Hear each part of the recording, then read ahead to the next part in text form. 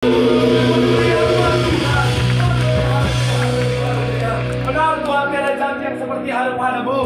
Tuhan berjanji pasti digenapi. Artinya ketika Tuhan berjanji akan senantiasa menyertai kehidupan kami. Ketika Tuhan berjanji tidak akan pernah meninggalkan setiap kami, artinya itu pasti digenapi. Selalu ada Tuhan dalam setiap langkah hidup kami. Dan kami percaya kalau ada Tuhan dalam setiap langkah hidup kami akan melihat hidup kami pasti diberkati. Pekerjaan bisnis kami pasti diberkati. Bahkan sampai anak cucu kami, keturunan kami, generasi kami, itu semuanya pasti diberkati Tuhan. Terima kasih Tuhan, dengan ucapan syukur di tempat ini kami menyiapkan hati kami untuk lebih lagi diberkati oleh kebenaran firman-Mu. Tiba saatnya Tuhan, kami percaya Tuhan yang berbicara bagi setiap kami, Tuhan yang mengarahkan setiap kami. Dan kami percaya benih firman Tuhan akan bertumbuh, berakar dan berbuah. Kami bukan cuma duduk diam jadi pendengar, tapi kami boleh bangkit jadi pelaku-pelaku firman Tuhan. Hamba-Mu Tuhan yang percaya untuk menyampaikan firman, kami bersatu hati berdoa. Tuhan urapi dengan luar biasa. Kiranya Tuhan sama seperti Daud diurapi, Roh Tuhan bertahta hidupnya luar biasa. Hamba-Mu diurapi, disucikan, dilayakkan, pelayanannya luar biasa. Semua yang hadir diberkati dengan sempurna. Kami doa sekali lagi Tuhan, isi hati-Mu lah yang disampaikan. Dan kami percaya kalau isi hati Tuhan yang disampaikan pasti ada kuasa, pasti akan memberkati jemaat Tuhan dengan sempurna. Dalam nama Yesus, kemuliaan bagi Tuhan yang siap diberkati. Dengan sukacita dan iman sama-sama kita katakan amin. Tepuk tangan sekali lagi yang paling meriah buat Tuhan. Silakan duduk saudara. Terima kasih buat setiap rekan-rekan yang sudah mulai dengan luar biasa. Dan dari mimbar ini saya mau sampaikan salam damai sejahtera. Shalom. Sekali lagi shalom. Haleluya. Dalam Tuhan ada sukacita, amin. Dan di mana ada sukacita pasti ada senyuman di wajahnya. Boleh sama-sama berikan senyuman dulu. Jumpai kanan kiri depan belakangmu, katakan mari bersukacita dalam Tuhan. Minimal 2-3 orang kiri kanan depan belakangmu dengan senyuman yang paling manis. Katakan mari bersukacita dalam Tuhan. Bilang sama yang ngomong, ini bulan kasih sayang. Wajahnya jangan kayak orang monaf yang kayak debt collector belum dapat tagihan gitu saudara. Bilang kanan kiri, ini bulan kasih sayang.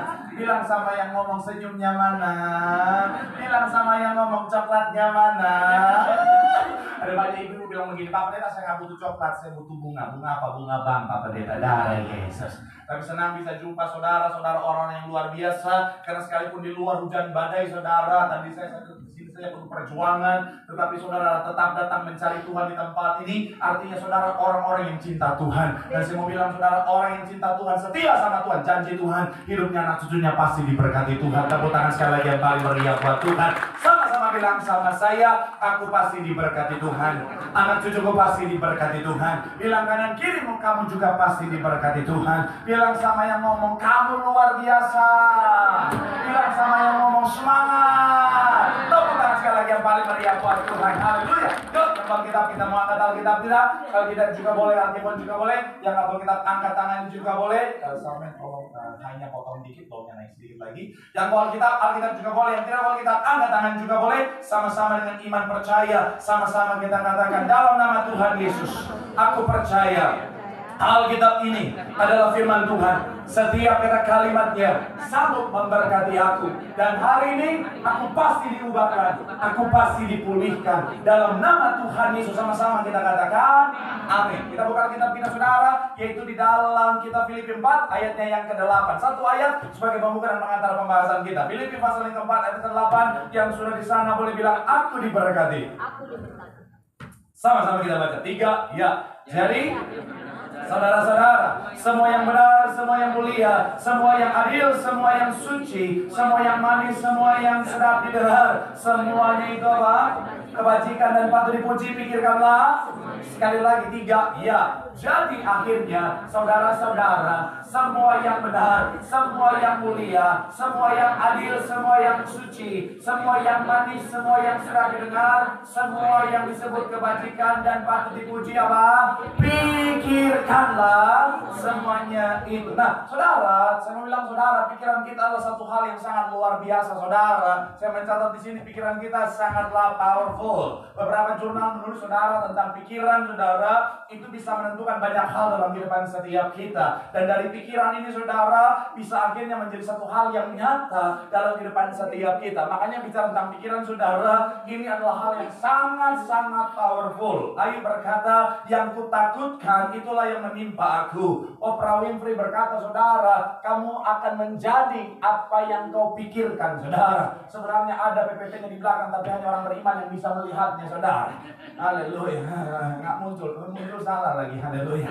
Nah, jadi you become what you believe. Kita akan menjadi apa yang kita pikirkan, apa yang kita percaya, saudara. Nah, kenapa? Karena sekali lagi urutannya begini, saudara. Boleh munculkan tadi yang kita sudah sempat lihat tadi, boleh mundur satu ya. Jadi bicara tentang pikiran, saudara, kenapa itu powerful? Karena itu akan sangat menentukan masa depan kita. Pikiran, perkataan, perbuatan, kebiasaan, karakter masa depan. Hati-hati dengan pikiran, karena pikiran kita akan menentukan perkataan kita. Hati-hati dengan perkataan kita, karena perkataan kita akan menentukan perbuatan kita. Hati-hati dengan perbuatan kita, karena akan menentukan kebiasaan kita. Hati-hati dengan kebiasaan kita, karena akan menentukan karakter kita. Hati-hati dengan karakter kita, akan menentukan masa depan kita, saudara. Berawal dari pikiran, akhirnya bisa menentukan yang namanya masa depan. Makanya bicara tentang pikiran, saudara, iblis kalau mau menyerang saudara dan saya, kalau dia mau menghancurkan kehidupan saudara dan saya, dia akan menyerang apa? Pikiran kita, saudara. Kenapa? Karena pikiran akan terhubung dengan hati, dan hati adalah pusat dari kehidupan. Jagalah hatimu dengan segala kewaspadaan, karena dari sanalah terpancar apa? Kehidupan. Jadi kalau saudara dan saya kalah di pikiran, akhirnya masuk hancur di hati. Saya mau bilang, saudara, maka akan berdampak pada kehidupan yang hancur. Makanya saya mencatat di sini, saudara, penting bagi setiap kita. Untuk apa, saudara? Untuk memenangkan pertempuran dalam pikiran kita. Karena semakin hari iblis semakin aktif untuk apa? Menyerang pikiran kita. Iblis kalau mau bikin saudara dan saya jadi sombong, dia tinggal apa? Masuk di pikiran kita. Dia direct kita untuk selalu berpikir bahwa semua pencapaian kita, semua berkat yang kita terima karena kita dan lain sebagainya, akhirnya apa, saudara? Menjadi orang yang sombong. Iblis kalau membawa saudara pada ketakutan, dia tinggal masuk ke pikiran kita, dan akhirnya dia direct kita untuk berpikir bahwa saya lemah. Akhirnya ketakutan yang menguasai kita. Iblis kalau mau bikin saudara dan saya hidup dalam dosa, dia direct pikiran kita untuk fokus, untuk melihat bahwa apa? Oh, keinginan daging lebih penting daripada keinginan roh. Akhirnya ada banyak orang jatuh dalam dosa. Makanya sekali lagi saya mau bilang, saudara, hati-hati di dalam medan peperangan di pikiran kita. Dalam pikiran kita ini, saudara, sama-sama bilang sama saya harus menang. Bilang kanan kirimu, kita harus menang. Amin. Dan kita sama-sama kita akan bahas hari, saudara, dalam judul khotbah, memenangkan pertempuran dalam pikiran, atau memenangkan pertempuran pikiran. Sama-sama bilang sama saya, memenangkan. Sama-sama bilang sama saya, pertempuran pikiran. Amin. Doa saya melalui firman hari ini, saudara dan saya akan menang dalam pertempuran pikiran, sehingga bersama Tuhan kita melihat kemenangan. Tepuk tangan dulu yang paling meriah buat Tuhan. Haleluya. So, apa kunci memenangkan pertempuran pikiran? Yang pertama, saya mencatat Allah dengan mengisi pikiran kita dengan firman Tuhan. Sama-sama bilang sama saya, mengisi pikiran. Sama-sama bilang sama saya, dengan firman Tuhan. Amin. Yohanes 14 ayat 26. Yohanes pasal yang ke-14 ayatnya yang ke-26. Sama-sama kita baca. Yang sudah di sana boleh bilang, aku diberkati. 3, ya. Tetapi yaitu Roh Kudus yang akan diutus oleh Bapa dalam namaku. Dialah yang akan apa? Mengajarkan segala sesuatu kepadamu, dan akan apa? Sekali lagi, saudara, 3, iya. Tetapi penghibur, yaitu Roh Kudus yang akan diutus oleh Bapa dalam namaku, dialah yang akan apa? Mengajarkan segala sesuatu kepadamu, dan akan apa? Mengingatkan kamu akan semua yang telah apa? Sama-sama bilang sama saya, mengingatkan firman. Sama-sama bilang sama saya, firman Tuhan. Amin. Nah, saya mau bilang, saudara, Roh Kudus itu mengingatkan firman Tuhan kepada setiap kita, sehingga apa, saudara? Ketika iblis menyerang pikiran kita, firman Tuhan akan menjadi senjata kita dalam peperangan. Ibarat berperang, saudara, salah satu penentu saudara adalah kita bawa apa, saudara? Contoh, saudara mau berperang misalnya dalam peperangan, misalnya, saudara, kalau yang lawan kita bawa tank, bawa nuklir, kita hanya bawa misalnya, saudara, pemberuncing.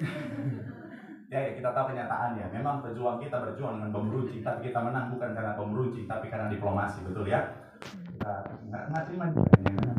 Kenyataan seperti itu ya. Iya, kan bom runcing lawan senjata, doa, selesai. Innalillahi wa inna ilaihi raji'un. Tapi sekali lagi saya mau bilang, saudara, kalau misalnya kita cuma misalnya bawa yang kecil, misalnya saudara yang lawan kita bawa yang besar, saudara, artinya perlengkapan ya. Saya mau bilang, saudara, kita bisa kalah dalam peperangan kita, saudara. Makanya penting bagi setiap kita untuk punya senjata, yaitu apa? Firman Tuhan. Sama-sama bilang sama saya, senjata firman. Sama-sama bilang sama saya, firman adalah senjata.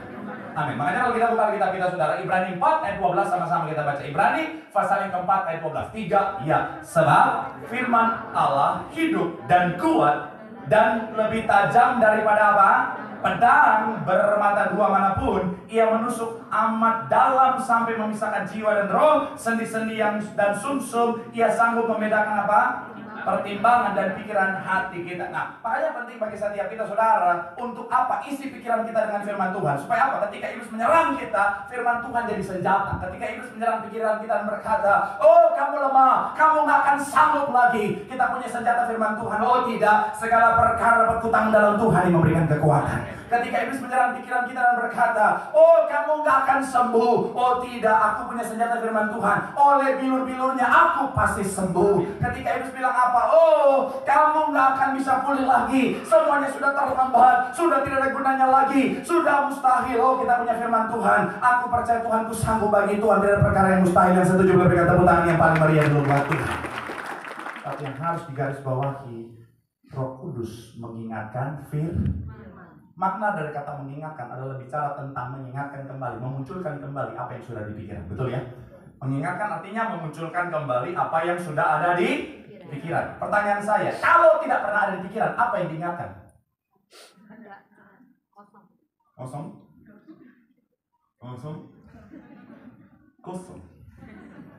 Pertanyaan saya sekali lagi, kalau tidak ada di pikiran, apa yang akan diingatkan? Tentunya yang ada di pikiran. Betul ya? Jadi kalau saudara dan saya nggak pernah isi pikiran kita dengan firman, yang kita isi adalah TikTok, Instagram, Facebook. Kan? Iya kan? Jadi ketika dalam masalah iblis bilang kamu akan kalah dengan keadaan ini, yang muncul bukan firman, karena ada di otak. Yang muncul do, mikado, eskado, abeo. Kalian tahu lagunya? Gak usah sok muda deh. Saya mau bilang sekali lagi, saudara, iya kan? Makanya saya selalu bilang, isi pikiran kita dengan firman Tuhan. Baca firman Tuhan, main TikTok nggak apa-apa, main Instagram nggak apa-apa, main Facebook nggak apa-apa. Tapi kalau saudara cuma full dengan itu terus nggak pernah baca firman, apa yang akan menjadi senjata dalam kehidupan setiap kita, saudara? Itu makin hari makin serang kita dengan luar biasa. Kalau saudara cuma maaf, Indonesia masuk kalau nggak salah nomor 1 negara dengan screen time tertinggi di dunia. Bayangin, saudara. Orang Indonesia bisa stay di handphonenya 1 hari 7 jam. Bayangin, saudara. Iya, bahkan lebih, 7 sampai 9 jam, betul. Bayangin, saudara. Ini satu.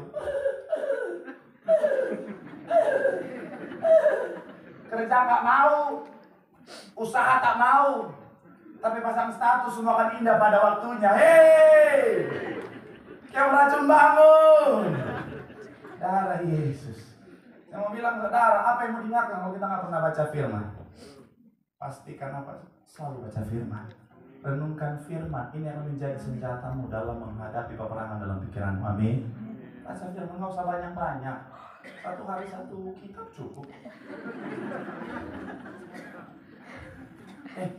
Karena kalau 1 hari 1 ayat, saya sudah hitung, saudara, itu saudara harus baca ayat Alkitab 1 hari 1 ayat, artinya 87 tahun. Itu pun dengan catatan ketika saudara langsung baca firman. Ya udahlah, 1 hari 1 pasang. Enggak. Hanya orang zaman sekarang bodoh, kalau baca nonton TikTok, gosip, betah 1 hari, gayung ping. Yang ketawa bertobat. Bilang sama kalian, isi pikiranku dengan firman. Itu adalah senjata yang akan membawa kita pada kemenangan. Tepuk tangan yang paling meriah buat Tuhan. Haleluya. Yang kedua, saudara, apa yang harus kita lakukan, saudara, untuk menang dalam pertempuran pikiran? Yang kedua adalah isi pikiran kita dengan yang positif. Sama-sama bilang sama saya, isi pikiran kita. Sama-sama bilang sama saya dengan yang positif. Ayat yang kita baca, oke, tahu. Filipi 4 ayat 8, sama-sama. Filipi 4 ayat yang ke-8, sama-sama kita baca. 3, ya. Jadi semua yang mulia, semua yang adil, semua yang sedang didengar, semua yang disebut kebajikan dan patut dipuji. Sama-sama bilang sama saya semua yang baik. Sama-sama bilang sama saya semua yang positif. Sama-sama bilang sama saya pikirkanlah semuanya itu. Amin. Saya mencatat di sini saudara, kita yang menentukan pikiran kita saudara. Dikatakan apa? Pikirkanlah semua itu artinya apa? Kita yang jadi decision maker, kita yang menentukan pikiran kita saudara. Nah, dan firman Tuhan mengatakan kita untuk apa? Selalu berpikir apa yang baik, selalu berpikir pikiran yang positif saudara. Kenapa? Karena apa yang masuk dalam pikiran kita akan menentukan saudara. Oh Pak Pendeta, tapi masalahnya dalam firman saya Pak Pendeta, ya namanya yang negatif kan suka muncul. Saya mau bilang saudara, itu manusiawi. Tapi yang kita harus pastikan porsi yang positif itu harus lebih banyak, katakan amin.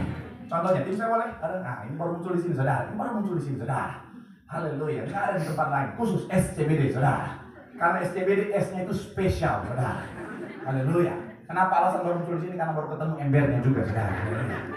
Puji Tuhan. Nah, saya mau analogikan begini saudara. Jadi bicara tentang yang namanya, ini ibarat ini botolnya oil, ada lengkap juga di sini ya. Oke, haleluya, puji Tuhan. Sini. Nah, saya analogikan saudara, inilah pikiran kita saudara. Oke, mungkin saudara, oleh karena keadaan, akhirnya pikiran kita yang tadinya bersih saudara, pikiran kita, oke? Tadinya saudara dan saya, karena pikiran awalnya bersih saudara, tetapi oleh karena keadaan, karena situasi, oleh karena lingkungan, akhirnya apa saudara, ada banyak hal yang kotor masuk dalam pikiran kita saudara. Akhirnya apa? Yang tadinya bersih, sekarang menjadi kotor saudara. Tapi saya bilang saudara, it's okay kalau hari saudara dan saya lagi dalam pikiran yang mungkin lebih banyak yang negatif. Tapi pastikan apa? Kita terus isi pikiran kita dengan yang bersih, dengan yang positif. Haleluya. Terus, oke. Ketika kita terus isi lebih banyak yang positif, akhirnya yang tadinya, kebanyakan yang kotor tadi. Tambah lagi. Nah, akhirnya saudara, yang tadinya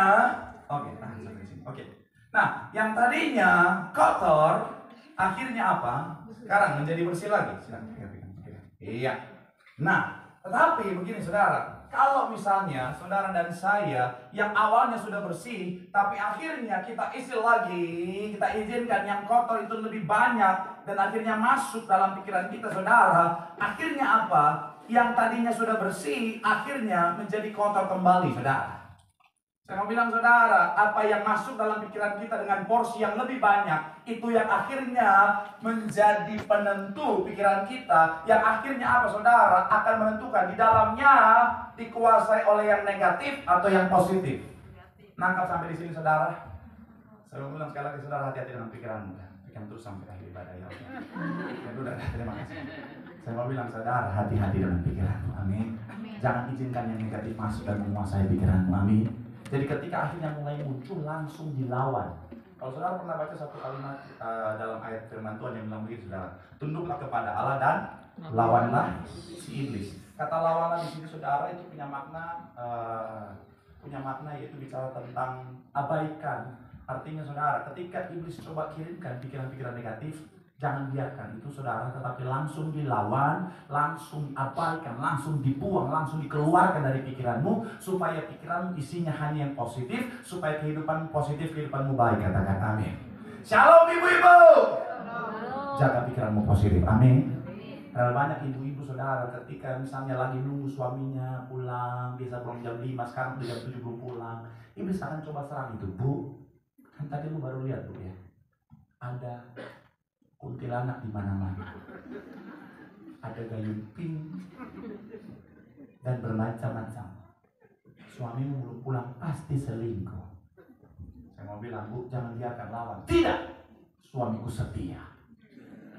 Tidak, suamiku mencintai aku. Tidak, suamiku jelek. Mana ada yang mau sama dia? Gak apa-apa, itu masih pikiran positif. Masih positif.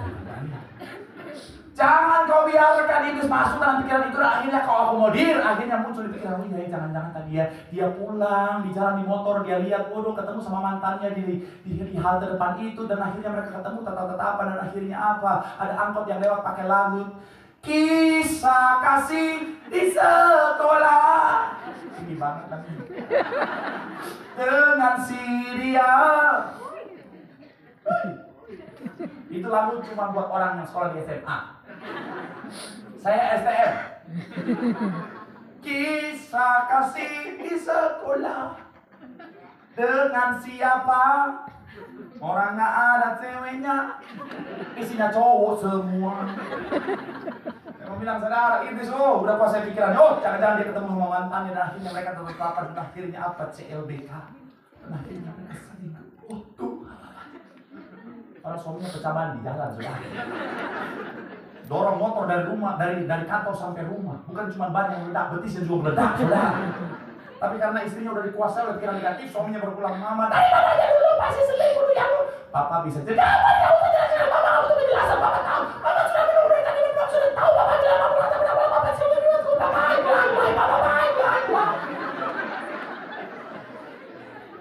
Ada banyak wanita nggak bisa dan bahkan nggak mau dengarkan penjelasan suami. Suami baru mau ngomong apa-apa, dia udah, betul para laki-laki? I told you. Saya mau bilang saudara, saya mau bilang akhirnya apa? Karena dia, kita cerai. Darah Yesus, rumah tangga hancur gara-gara pikiran negatif. Saya baca artikel, saudara, ada seorang istri menceraikan suaminya gara-gara suaminya selingkuh di mimpinya. Emosi nggak tuh, saudara? Saya mau bilang ya, hati-hati dengan pikiran, amin. Saya sambil memang boleh siap-siap, sudah waktu itu sangat singkat. Satu ketika saya bangun pagi hari, saudara, dan saya menemukan kenyataan yang jujur saat itu sangat berat buat saya. Saya sudah hamba Tuhan, sudah pendeta, saudara, sudah tahu mujizat Tuhan, tapi waktu itu, saudara, jujur sangat mengagetkan dan sangat menyakitkan buat saya adalah ketika saya bangun pagi, saya izin, saya mohon maaf, saya kamar mandi, saya mohon maaf, buang air kecil itu darah semua, saudara. Dan saya sangat ketakutan, iblis muncul dalam pikiran saya dan bilang penyakit macam-macam dan lain sebagainya, saudara. Dan kita kan orang biasa kan, yang hidup modern ini kan sekarang apa-apa googling. Saya ketika googling itu Tuhan Yesus, penyakitnya juga macam-macam, saudara. Saya sambil bilang, Tuhan, kenapa sampai segininya sih aku nggak aneh-aneh, Tuhan, aku hidup benar, Tuhan, kenapa Tuhan izinkan penyakit yang berbahaya? Tapi kan saya nggak mau. Iblis dengan kata-kata negatif yang menguasai pikiran saya lawan. Di kata alam nama Yesus, aku tolong segala sakit penyakit, aku sehat, aku sembuh, aku pulih ke alam nama Tuhan Yesus. Nah, ini dalam keadaan yang menakutkan itu, saudara. Roh Kudus ingatin saya, ingat tadi malam,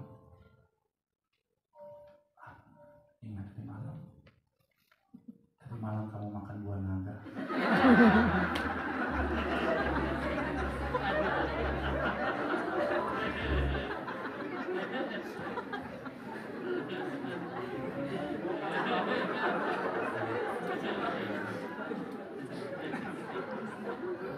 Pernah ngalamin apa cuma saya doang nih? Pernah aja. Tapi itu kan gitu ya. Dia tuh pintar bikin yang nggak ada apa-apa. Seakan kayaknya udah mau kiamat udah. Pas zaman COVID kan banyak tuh orang batu, COVID ini. Ada bengkak lagi, Tuhan, tumor kanker. Padahal gigit semut, saudara. Saya bilang, saudara, hati-hati, saudara. Pastikanlah apa? Selalu isi pikiran kita dengan yang positif. Setiap kali ada pikiran negatif langsung buang, supaya apa? Pikiran yang positif akan menghasilkan kemenangan dalam hidup kita. Tepuk tangan yang paling meriah buat Tuhan. Bilang sama kanan kirimu, positif thinking. Bilang sama yang ngomong, lu juga jangan ngomong doang. Tepuk tangan yang paling meriah buat Tuhan. Yang terakhir, saudara, singkat saja, paham. Kunci melihat kemenangan dalam pikiran kita yang ketiga, arahkan pikiran kita kepada Tuhan. Sama-sama bilang sama saya, arahkan pikiran pada Tuhan. Mazmur 120, saudara, kalau saudara perhatikan secara keseluruhan, ini bicara tentang ketika Daud dikejar-kejar fitnah, saudara, dalam kondisi yang mencekam, dalam kondisi yang amat sangat sulit, kondisi yang berat. Tapi yang menarik, pasal selanjutnya 121, Daud mencatat begini, saudara, Tuhan penjaga Israel. Nyanyian siarlah, aku melayangkan mataku ke gunung-gunung, dari manakah apa? Datang pertolonganku. Pertolonganku dia dari Tuhan yang menjadikan langit dan bumi. Dia tak membiarkan kakimu goyah, penjagamu tidak akan terlelap. Sesungguhnya tidak terlelap dan tidak tertidur penjaga. Saya bilang sekali lagi, saudara, awalnya Daud sangat ketakutan, tapi dia tidak diam dalam kondisi itu. Dia nggak mau terus terpaku pada masalah, tantangan, persoalan, serangan yang sementara siap untuk menghancurkannya. Dia arahkan pandangannya kepada Tuhan. Ketika dia pandang Tuhan, dia sadar Tuhan akan membawa dia pada kemenangan. Saya percaya saudara, banyak orang Kristen sebenarnya bukan nggak tahu Tuhan itu hebat. Cuma seringkali banyak orang Kristen terlalu fokus pada masalah, terlalu fokus pada tantangan, terlalu fokus pada rancangan jahat, terlalu fokus pada orang-orang yang menjatuhkan, sehingga apa saudara? Dia ketakutan sampai dia lupa bahwa dia punya Tuhan yang kuat. Banyak jemaat Tuhan datang sama saya dengan air mata bilang, Pak Pendeta, tolong doakan saya, penyakit saya sangat parah Pak Pendeta. Pak Pendeta, tolong doakan saya, rumah tangga saya Pak Pendeta sudah di ujung perceraian Pak Pendeta. Tolong doakan saya Pak Pendeta, ada orang jahat punya niat jahat sama saya.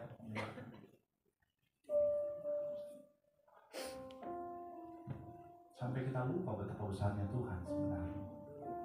Saya pernah baca satu quotes bilang begini saudara, what you focus on, what you stay focused on will grow. Di mana fokus kita, itu akan terus bertumbuh dalam kehidupan setiap kita. Ada teorinya saudara, namanya red car theory. Jadi ketika kita fokus contohnya pada mobil merah, sebenarnya jumlahnya nggak banyak. Tapi kan kita fokus pada mobil merah misalnya saudara, ketika kita akhirnya keluar, kita akan melihat banyak mobil merah di luar sana saudara. Iya, karena kita fokus. Saya waktu pertama kali punya mobil, saya inden 1 bulan. Itu mobilnya satu cukup lama. Akhirnya karena saya fokus pada mobil itu, saudara, setiap kali mobil itu lewat, saya lihat, saya perhatikan. Akhirnya rasanya kayaknya di Jakarta ini banyak banget mobil itu, saudara. Kalau mobil itu bukanlah mobil Avanza dan Xenia yang banyak orang punya, yang nggak bisa disalip, saudara.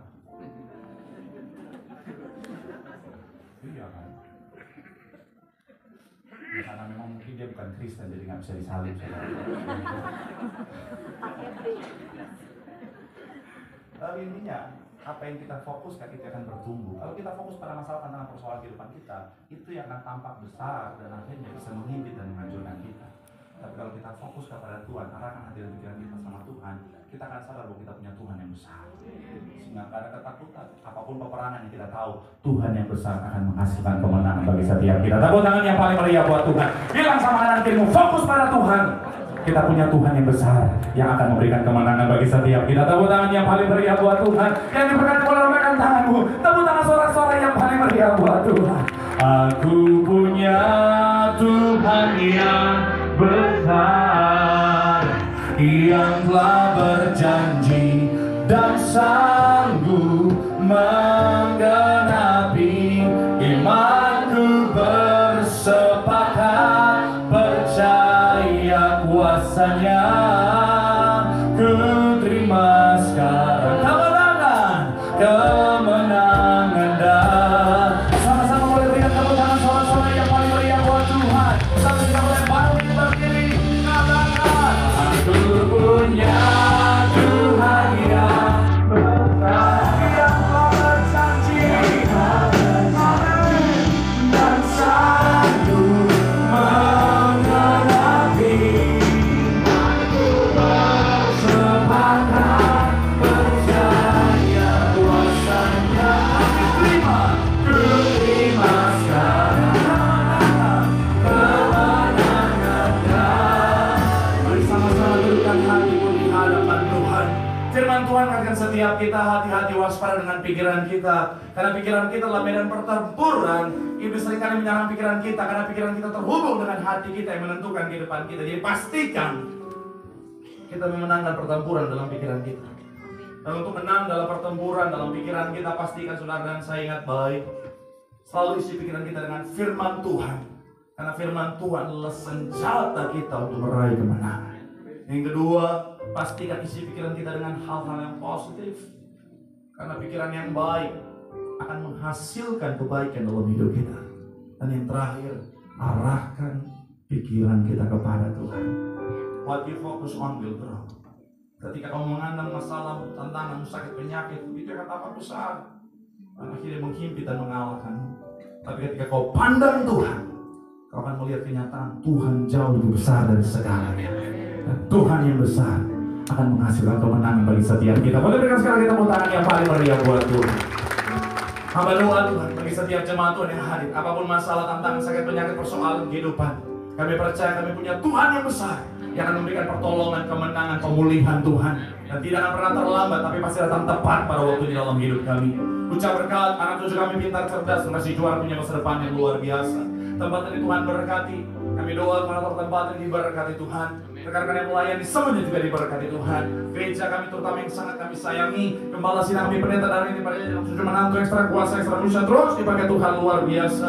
Para pemimpin kami, kargo kami selalu berkati buat Tuhan yang sempurna. Indonesia diberkati Tuhan, Indonesia damai, Indonesia tenang, Indonesia dimenangkan untuk kemuliaan nama Tuhan. Kami doa sebentar kami pulang Tuhan, jaga Tuhan yang sertai. Besok dan seterusnya usaha, pekerjaan, bisnis, pokok dengan studi kami Tuhan berkati berhasil. Akhirnya sebelum kami meninggalkan tempat ini, kami mau terima berkat dari surga. Mari sama-sama rekan hatimu sama Tuhan, sambil angkat kedua tanganmu dengan imanmu, pandang wajah Tuhan dan terimalah berkat Tuhan. Tuhan memberkati hidupmu, Tuhan memberkati pekerjaanmu, Tuhan memberkati kesehatanmu, Tuhan memberkati anak cucumu sepanjang tahun dan seterusnya. Tahun berkat, tahun pemulihan, tahun mujizat, dan kiranya kasih anugerah dari Tuhan kita Yesus Kristus menyertai kita mulai hari ini sampai selama-lamanya. Yang sudah diberkati dengan surga, kita sama-sama kita katakan